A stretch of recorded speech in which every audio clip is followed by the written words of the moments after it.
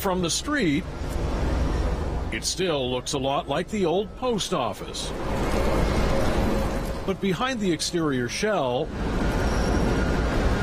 they are no longer sorting letters and packages.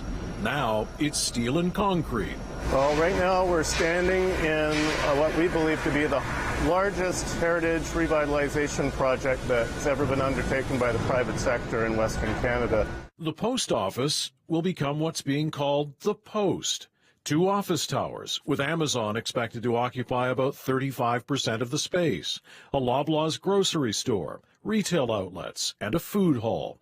More than 7,000 people are expected to work here. It'll be the biggest office building in the city. A very different concept than the Fort Knox-style postal facility built in the 1950s. The building was really built to keep people out. It was a highly secure building when it was a postal sorting facility, and now we want the opposite. We want to attract people into this new building and create a hub for what's really going to become a new arts and entertainment district. Achieving that requires a remarkable feat of engineering.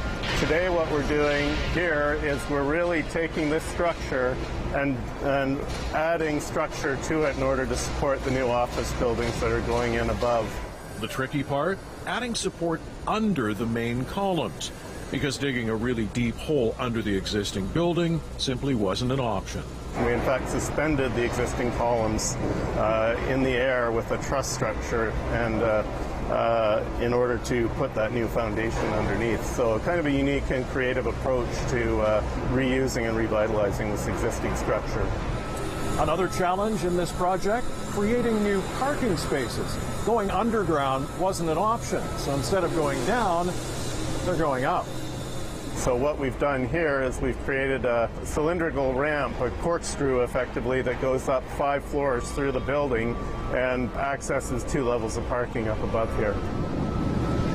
Many of the building's heritage features are also being kept, including the coats of arms, the postal worker sculpture, and the blue and terracotta facade, preserving the past for a building of the future.